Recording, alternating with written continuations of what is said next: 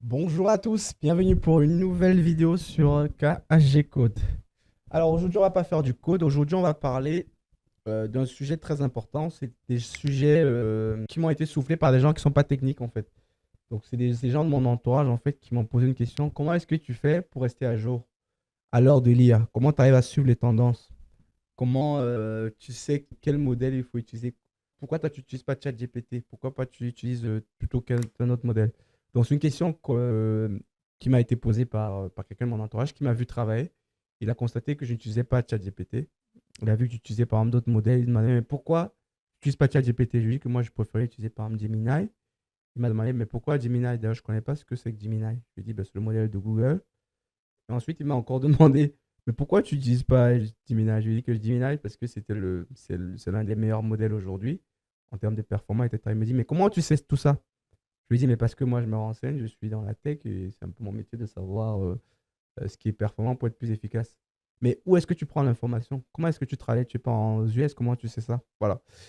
Donc, je lui ai dit que je m'informe, je me documente, etc. Mais comment tu fais pour te documenter? Où est-ce que tu trouves l'information? Quels sont tes sites? Suite à cette discussion-là que j'ai eue avec cette personne-là, qui est un proche, mais qui n'est pas trop technique, que j'ai décidé donc de faire cette vidéo-là. Donc, cette vidéo peut aider si vous êtes déjà un technicien, si vous êtes, vous savez comment chercher l'information, si vous êtes un gros geek, ça va peut-être pas vous intéresser, ou quoique, vous allez peut-être apprendre d'autres choses. Mais c'est surtout pour le grand public, cette vidéo-là. Pour des gens qui, à l'heure de l'IA, ont du mal à suivre les tendances, ne savent pas euh, où trouver la bonne information, comment trouver la bonne information, savoir qu'est-ce qui est utile pour eux, comment pouvoir dénicher du vrai, du faux, comment savoir qu'il y a un nouveau service d'IA qui est sorti et qui peut m'être utile, comment savoir aujourd'hui selon mon besoin, si je veux faire la vidéo, quel IA il est préférable d'utiliser, si je veux faire du raisonnement, quel IA il faut utiliser. Donc cette vidéo-là, c'est pour ces personnes-là. Dans cette vidéo, je vais vous décrire ce que moi je fais au quotidien, pas forcément au quotidien. Je vais vous donner en fait mes sources moi pour rester à jour sur l'IA, pouvoir suivre les tendances et ne pas être largué. Voilà. Je vais vous parler dans de quatre sites. Donc, c'est quatre sites que j'utilise au quotidien. Il y en a à peu près où je suis abonné et je vais peut-être une fois tous les 2 jours, 3 jours pour faire de la veille, pour pouvoir rester performant. Parce qu'aujourd'hui, à l'heure de l'IA, ceux qui gagneront l'information, c'est ceux qui auront l'information pertinente au bon moment. Voilà. Et je pense que ces sites-là vous permettront, et comme ils me permettent moi, de pouvoir rester relativement à jour. C'est le but donc, de cette vidéo-là. Donc, on lance le générique et on se retrouve pour que je vous parle de ces sites-là. Avant de continuer la vidéo, je souhaitais vous présenter le dernier logiciel que ma société HKTech a développé. C'est le logiciel EasyQuiz. EasyQuiz.ai. EasyQuiz.ai, c'est un logiciel simple, intuitif qui s'adresse aux recruteurs, aux formateurs, aux enseignants ou à toute personne qui à un moment donné doit devoir évaluer de la performance, doit devoir évaluer des candidats. Grâce à la puissance de l'IA, va vous aider dans la conception de vos sujets d'évaluation, notamment dans la conception des quiz d'évaluation. N'hésitez pas à aller tester, je vous promets, vous ne serez pas déçus.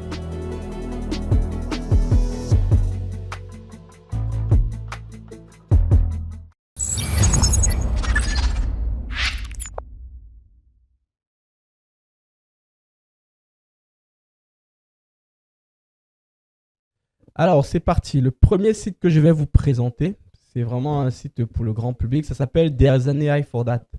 There's an AI for that.com. Donc, je vous mettrai en commentaire le lien de cette vidéo.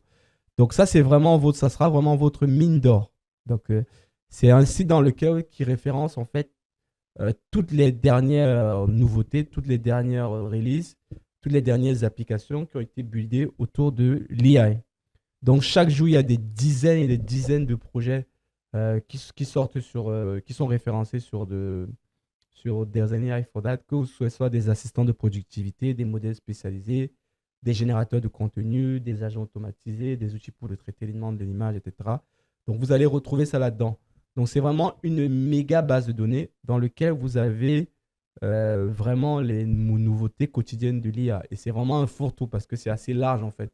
Vous pouvez vraiment trouver du tout, du tout.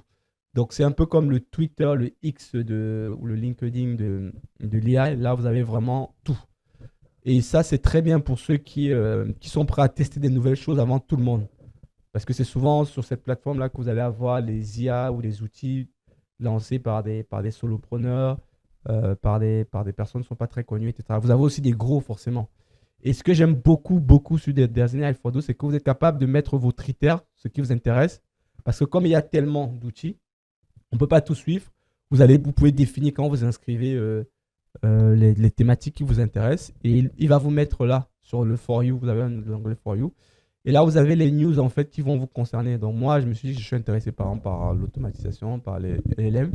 Et là, il me dit qu'il y a une news qui concerne ChatGPT avec une nouvelle interface pour la conversation qui est plutôt pas mal. Vous voyez, c'est sorti aujourd'hui. On est le 12 décembre. Donc, si par exemple vous êtes un blogueur tech, si vous voulez savoir que la news, vous voyez là, c'est une news qui est toute fraîche. Potentiellement, le grand public va être courant de ça, peut-être quand ils vont aller sur la console, peut-être dans plusieurs semaines après. Alors que dernières années, il faudra. Moi, je suis directement informé de ce changement-là. Et je peux même voir la Next, vidéo pour voir, we can build a product voir requirements concrètement document ce qu'il me dit. along with a couple user stories. Well, you'll need stronger at data analysis though, so we've got this covered. Right.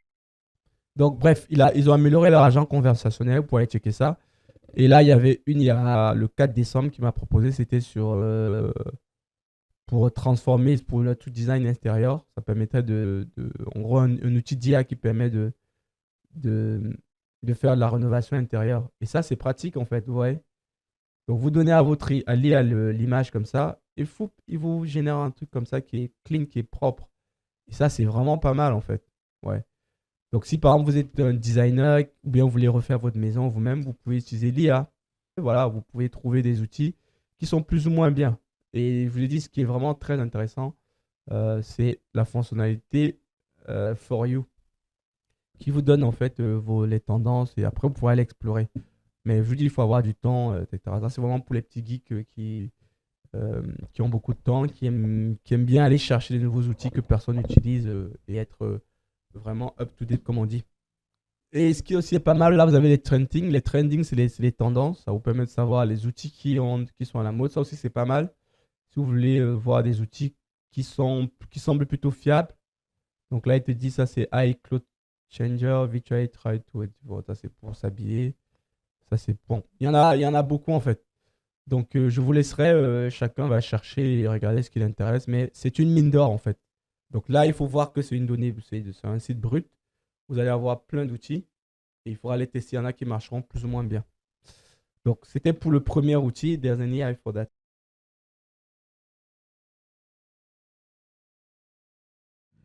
Alors, le deuxième site qui est très intéressant, que j'utilise aussi beaucoup, ça s'appelle futurepedia.io. Donc, futurepedia.io, c'est un peu comme There's an AI for that, sauf que lui, il est un peu plus structuré. On va dire que There's an AI for that, c'est le petit foufou qui accepte un peu tout, qui va tester 10 000 choses, il y a beaucoup. Alors que There's an AI for that, c'est un peu le bon père de famille qui est bien structuré, qui ne sélectionne pas n'importe quoi, il y a un peu plus de filtres et tout. Donc ça arrive en deuxième lame. Si vous avez moins de temps à perdre et vous voulez vraiment, vous n'avez pas le temps de tester tous les outils, vous voulez vraiment des choses fiables qui sortent, Futurepedia est pas mal. Donc c'est aussi un catalogue qui référence les outils d'IA qui sont sortis. Et là, vous avez par exemple All AI Tool catégorie. Et maintenant, vous pouvez chercher selon les catégories. Par exemple, si vous voulez du Tech Generator, des prompts, là, il va vous proposer des IA qui sont assez, enfin, qui sont utilisés aujourd'hui sur ça. Si vous voulez des outils par exemple, si vous voulez pour la génération de l'audio, vous allez avoir des outils Mix Audio, Describe, Isotope, Crisp. Et voilà. Et il y a vraiment un filtre qui est réalisé. Et avec par exemple des étoiles, quand c'est bien utilisé, ouais, Stack Thomas, je sais pas ce que c'est. Il y en a beaucoup. Donc typiquement, moi, si par exemple, je veux créer de ma musique, ma propre musique moi-même, bah, avec de l'IA, au lieu de perdre le temps à savoir quel outil je vais utiliser, je vais venir sur futurepedia.io et je vais chercher l'outil, je vais tester parmi ces outils-là. Donc que ce soit de l'audio édité du tel ou bien c'est pour la musique. Par exemple, si je vais sur la musique, on voit qu'il y a Stable Audio, Templar, Centre, il y en a plein qui sont là. Et ainsi de suite. Ouais. Donc ça aussi, c'est pas mal. Et n'hésitez pas à vous inscrire sur les newsletters. Je n'ai pas parlé tout à l'heure avec There's an AI for that. Mais avec Futurepedia, c'est pareil. Vous mettez juste votre email et vous allez recevoir les newsletters. Et comme ça, une fois par semaine, vous allez configurer une fois par semaine ou bien une fois par tous les jours, vous allez avoir les dernières nouveautés. Comme ça, au lieu d'aller sur le site, c'est l'info qui vient à vous. Et si c'est une information qui est intéressante, c'est à cliquer sur le lien et aller visiter ça. Donc, c'est vraiment un super outil qui est un peu plus structuré, un peu plus cadré que futurpedia.io. Et les deux se valent. Et ce que vous trouvez dans futurpedia.io, vous allez forcément le retrouver dans There's an AI for that. Par contre, l'inverse n'est pas forcément vrai. Parce que je dis There's an AI for that, c'est un peu le fourre-tout qui accepte un peu tout le monde. Et c'est vraiment pour les fouiner. Alors que ça, c'est un peu plus structuré. Donc ça, c'est vraiment des sites grand public. À l'ère de l'IA, je pense que, comme je l'ai dit en introduction, c'est pouvoir trouver le bon outil qui est très important. Ce n'est plus la réalisation, c'est de pouvoir trouver l'outil qui va m'aider à pouvoir réaliser plus vite, qui est le plus intéressant. Donc ça, c'est le site numéro 2, qui est aussi grand public.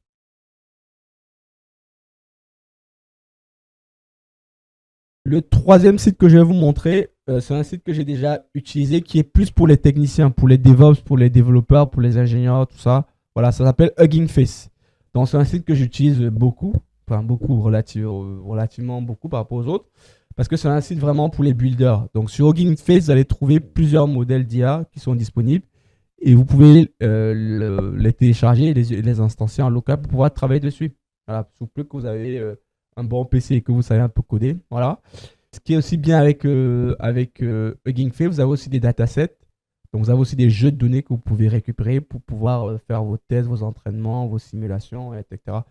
Et ça, c'est vraiment super. Et donc, par exemple, si vous voulez créer une application avec un large language model qui ne va pas tourner en ligne, parce qu'il faut savoir, quand vous utilisez ChatGPT, Gemini, en allant sur leur site, vous avez forcément les dernières versions qui sont en ligne, en fait. Mais si vous n'avez pas Internet, vous ne pouvez pas utiliser ça. Alors qu'un modèle open source qui est disponible sur Hugging Face, vous êtes capable de pouvoir le récupérer et le faire tourner en local. Et même le faire tourner sur des équipements qui ne vont pas Internet. Donc, si vous voulez coder par exemple une application qui ne va pas sur Internet, il y a rajouter de l'intelligence. Ben, typiquement, vous pouvez récupérer ces modèles-là ici sur Hugging Face et ensuite les fine-tuner, les améliorer, faire le code dessus. Par contre, ça c'est une petite parenthèse qui va de soi, mais je préfère l'expliquer pour ceux qui ne sont pas très techniques. Quand vous prenez un modèle open source, que vous le faites tourner en local et que vous n'avez pas Internet par exemple, ce modèle-là, il est intelligent jusqu'à là. Il a peut-être été entraîné aujourd'hui. Au bout d'un mois, il ne sera plus forcément à jour parce que comme le modèle ne va pas sur Internet, n'est pas à jour, il faudra que vous preniez la peine d'aller à chaque fois le mettre à jour. Donc, télécharger ses sources et télécharger la source de la mise à jour et mettre à jour sur votre outil. Ça, c'est un outil ouais, que j'aime, que aussi, c'est un site que j'aime beaucoup et c'est une boîte que j'aime énormément, Hugging Face. Et en plus, c'est une boîte française. Donc, ça, c'est plus pour les techniciens, pour les builders. Donc, si vous voulez builder des outils sur l'IA, vous voulez vous amuser avec, allez sur Hugging Face, vous allez trouver forcément un modèle qui vous intéresse. Vous voyez là, si vous voulez du texte générateur, si vous voulez du texte ou vidéo, du texte ou speech. Donc, si vous voulez builder une application qui est à partir du texte génère de la voix. Donc, il y a plein de modèles là et c'est des modèles qui sont gratuits et c'est plutôt pas mal. Donc, ça, c'était un peu plus pour les techniciens. Ça, c'était mon outil numéro 3 que je vous recommande.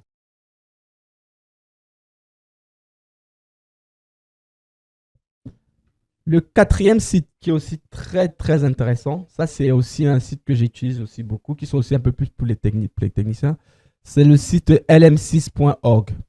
Donc lm6.org, en fait, c'est une organisation qui fait une sorte de Hello Ranking animé sur les chatbots ou sur les graphiques, mais il ne fait pas que ça en fait. Voilà. Donc c'est vraiment l'outil phare pour pouvoir comparer les modèles d'IA. Donc notamment via le chatbot Arena, qui est vraiment l'outil phare, le chatbot Arena. Donc, quand vous voyez souvent des commentateurs, des journalistes ou bien des influenceurs vous dire que tel modèle est meilleur que tel modèle ou bien selon les tests de benchmark, en général, la plupart du temps, ils viennent prendre l'information sur Chatbot Arena. Et je vais vous montrer, on va pouvoir faire le test là. Donc, lui, il permet en fait de manière anonymisée, vous pouvez contribuer enfin, il y a des utilisateurs à travers le monde qui vont se connecter sur ce site et pouvoir faire des tests, demander des informations à l'IA et selon les réponses de l'IA, dire quel est le meilleur. Et ainsi de suite. Avec des milliers de requêtes qui sont faites, ils sont capables de dire que tel est meilleur sur tel domaine. Donc, c'est vraiment un site que je recommande si vous voulez avoir des tests de benchmark, notamment le chatbot Arena qu'on va tester tout de suite. Donc, par exemple, si je vais sur c'est principalement ça que j'utilise. Il y a d'autres outils, mais moi, je n'utilise pas des masses ceux-là. Par exemple, les MT Benchmark, c'est un peu technique, mais ça, c'est vraiment aussi pas mal. Si vous voulez avoir, comment dire, avoir des arguments techniques, scientifiques, prouvez lorsque vous utilisez un modèle ou bien Si vous êtes vraiment dans la haute performance ou vous voulez savoir vraiment quel modèle est le mieux adapté pour tel besoin, c'est l'outil qu'il veut. Alors, comment savoir ça? Donc, vous venez sur M6, vous allez sur Chatbot Arena. Et là, on va dire, là, il me propose par défaut un prompt. Imaginez que je vais demander, explique-moi la théorie de la relativité. Relativité. Je vais poser une question comme ça. Et là, ce qu'il y a, il y a deux assistants qui sont en train qui vont travailler de manière anonyme. Donc, j'ai l'assistant A et j'ai l'assistant B. Je ne sais pas quel modèle de langage est derrière chacun des assistants. Donc là, ce qui va se passer, j'aurai deux réponses. Et selon les réponses que va me fournir, va me fournir LM Arena, là, je vais évaluer selon ma sensibilité, selon mes biais, quel est le meilleur modèle. Et des millions de personnes ici font ça au quotidien. Et c'est à partir de ça qu'on va pouvoir, voilà, que LM Area va pouvoir dire qu'en gros, sur tel test ou tel truc, ce modèle-là, il est plus apprécié. Donc, vous voyez là, j'ai ma réponse. La théorie de la relativité développée par Einstein au XXe siècle se compose de deux parties. Voilà, relativité restreinte, relativité générale. Donc là, il me donne OK. Là, il parle de la relativité restreinte 1905. Le point de départ des lois de la physique sont les mêmes pour tous les états de vitesse constante. Donc ça, c'est pas mal. Là, il te parle de la dilatation. Il manque le T là. C'est une horloge rapidement contraction. Donc là, il m'explique un peu ce que c'est que la théorie de la relativité avec ces mots. Voilà. Ensuite, j'ai un second modèle qui lui aussi va m'expliquer ce que c'est. Et là, il me dit déjà, absolument expliquer la théorie de la relativité peut sembler intimidant, mais on peut décomposer ses idées fondamentales. Alors, c'est simple. Imaginez-le comme une histoire de deux volets écrite par Einstein. Ça, c'est pas mal en fait. La façon, j'aime bien cette introduction-là. Ça donne plus envie de lire, alors que là, c'est un peu un ton direct. C'est trop directif, alors que là, c'est un peu plus humain, on va dire. C'est un peu rassurant. Ça te prend un peu comme même si tu parles à un enfant, etc. Donc là, il commence l'introduction. La physique est dominée par de grandes théories de mécanique de Newton. Ok, l'électromagnétisme de Maxwell. Ok. Ah, les lois de Maxwell, l'électromagnétisme. J'adorais ça. Le problème, c'est que les deux théories se contredisent sur un point sur le mouvement. Einstein est venu résoudre ce conflit. Ouais, là, c'est vraiment pas mal en fait. Ouais. Et là, donc moi, j'ai différentes réponses. Donc, il me parle de ça. Juste ce que j'ai vu là, moi, je préfère que ce modèle. Donc là, il va me demander lequel est le meilleur. Est-ce que c'est le left? Est-ce que c'est le pareil? Est-ce que les both sont mauvais? Est-ce que. Moi, je trouve que je connais un peu. Je pense que celui-ci est quand même. Attendez, je vais aller jusqu'au bout. Pour ça, nous, le principe de la relativité. Bon, pour moi, ce modèle-ci, il est meilleur. Donc, je vais dire que le right, le modèle 3 est meilleur. Donc, et là, après, une fois que c'est fait, normalement, il doit me dévoiler. Voilà, il me dévoile le modèle qui était derrière. Donc là, c'est le modèle Firebird. Et là, c'est le modèle GM46. Je ne sais même pas qui est derrière. Voilà. Donc là, je vais poser une question. Explique-moi pourquoi c'est impossible que l'être humain soit la raison de l'extinction des dinosaures. Allez, je vais poser cette question-là. Une deuxième question. Comme ça. Oh, j'ai mal écrit dinosaure. Il manque le E, mais c'est pas grave. Le O, pardon. C'est effectivement totalement impossible que l'être humain soit responsable les cas temporels. Les derniers dinosaures n'ont avarié. Quand on dit dinosaures, on disparu à 66 millions d'années, à la limite du Crétacé polaire. Les premiers humains modernes, Homo sapiens, apparaissent il y a environ 30 000 ans. La cause réelle est bien établie. Ok. Là, il te dit c'est une excellente question qui permet de remettre en vue l'histoire. Il est absolument impossible que l'humain, avec question de chronologie.